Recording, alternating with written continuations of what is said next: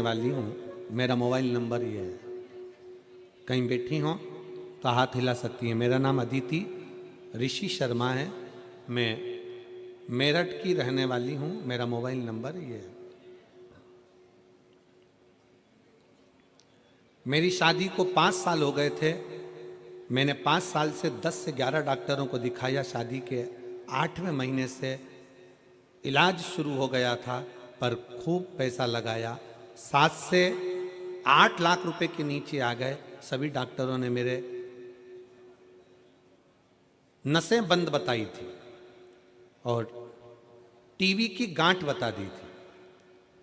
इस कारणवश संतान प्राप्त नहीं हुई। नलों का ऑपरेशन भी बताया था। किसी ने मेरी कोख को ऐसा बता दिया कि बंधन कर दिया हो, पर शिव पुराण ये बंधन आदि को नहीं मानते। फिर मेरे को किसी ने कहा कि आप शिव महापुराण की कथा सुनो। हमने कथा सुनना प्रारंभ करी। मैंने 3 बार सफेद आंकड़े की जड़ का प्रयोग किया और मैंने सासू माँ ने पशुपतिनाथ का व्रत किया। दूसरे व्रत के दौरान मुझे गर्भ ठहर गया। गुरुदेव 3 बार गर्भ ठहरा था, तीनों बार 2-2 महीने का गर्भ गिर गया। मैं बहुत टेंशन में पड़ गई। मेरी सासू माँ ने मुझे फिर से आंकड़े की जड़ का पहनने का बोला और मेरी मौसी सीहोर गई, वहां से रुद्राक्ष लेके आई। उन्होंने मुझे बताया तांबे के लोटे में रुद्राक्ष को डालकर उसका जल पीना, महादेव को चढ़ाना, फिर उसके जल को अमृत समझकर पीना। फिर मेरी सासू माँ ने रोज मंदिर जाती, महादेव का जल चढ़ाती, फिर मुझे पिलाती। फिर हम डॉक्टर के यहाँ गए और वहाँ उन्होंने कहा कि बच्चा जरूर होगा, महादेव पर विश्वास करो। और हम बाबा पर विश्वास करते रहे और बाबा की कृपा से मेरा गर्भ तो ठहर गया। गर्भ ठहरा, पर 8वें महीने में मुझे लकवा हो गया। 8वें महीने में मुझे लकवा हो गया और लकवा होने के कारण बस मैं लकवे की दवाई लेने लगी। बच्चे पर असर पड़ेगा ये डॉक्टर बोले। बड़े टेंशन हो गया। 8वां महीना निकला। बाबा का नाम लेकर बच्चे को गर्भ में रखा और बाबा का नाम लेकर बच्चे का ऑपरेशन द्वारा जन्म हुआ।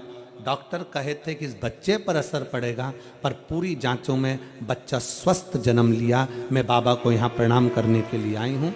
हमने बच्चे का नाम अथर्व रखा है क्योंकि शिव जी का पुत्र है, शंकर जी ने दिया है। मैं बाबा को प्रणाम करने के लिए आई हूँ। एक लाइन अच्छी लिखी है आप और हम गुनगुनाते हैं। एलईडीओं पर चल रही होगी, आस्था चैनल पर चल रही होगी, आप लोग भी गुनगुनाएं साथ में। जब से तेरा गुलाम हो गया, तब से मेरा भी नाम हो गया हो। जब से तेरा गुलाम हो गया, तब से मेरा भी नाम हो गया। वरना औकात क्या थी मेरी, सबसे बढ़िया है सबसे खरी। भोले बाबा तेरी नौकरी, सबसे बढ़िया है सबसे खरी। तेरे दरवाजे की चाकरी, सबसे बढ़िया है सबसे खरी। लकवा होने के बाद भी बाबा पर भरोसा कर कर, शिव के एक लोटे जल पर भरोसा, किसी व्यक्ति पर नहीं।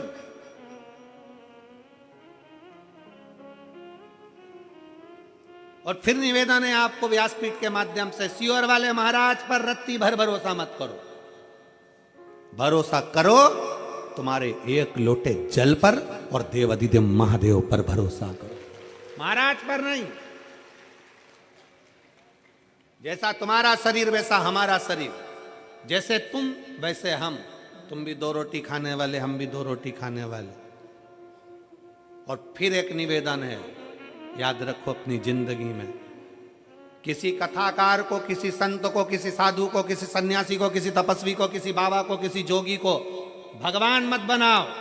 भगवान को भगवान रहने दो और इंसान को इंसान रहने दो। इंसान को इंसान रहने दो और भगवान को भगवान रहने दो। कथा सुनो, भगवान की सुनो, कथा का रसतत्व अपनी जिंदगी में उतारो। शिव पर भरोसा करो, शंकर पर विश्वास करो। तुम्हारे एक लोटे जल पर पूर्ण भरोसा रखो कि तुम जो जल चढ़ा रही हो वो जल साधारण नहीं हो सकता। जो तुमने जल चढ़ाया, मेरा बाबा मेरी सुनेगा, शंकर मेरा हाथ पकड़ेगा और शिव मुझे पार लगाएगा। और कौन आएगा?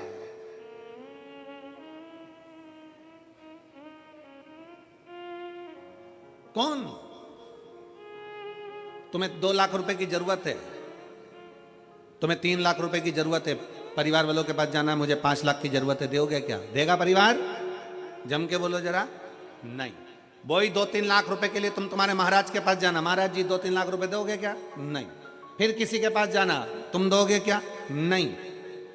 वो 2-3 लाख रुपए कहीं से नहीं मिलेंगे। आपको अपना कर्म प्रबल करना पड़ेगा, अपनी मेहनत प्रबल करना पड़ेगी, अपना परिश्रम प्रबल करना पड़ेगा, अपने बल को बढ़ाना पड़ेगा और लगनता से काम करना पड़ेगा। शंकर को एक लोटा जल विश्वास के साथ चढ़ाओ, दुनिया साथ देना दे, एक दिन मेरा भोले बाबा, एक दिन मेरा शंकर ऐसी कृपा करेगा कि 5 तो जाने दो, 3 तो जाने दो, ढेर लगा दे, ढेर।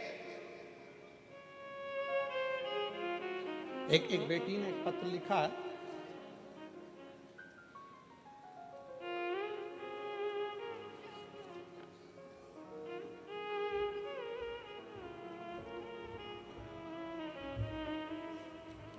मैं गौरव कश्यप निवासी प्रेमपुरी रेलवे रोड मेरठ की रहने वाली हूँ। कहीं बैठी हो तो हाथ हिला सकती है। अगर कहीं बैठी हो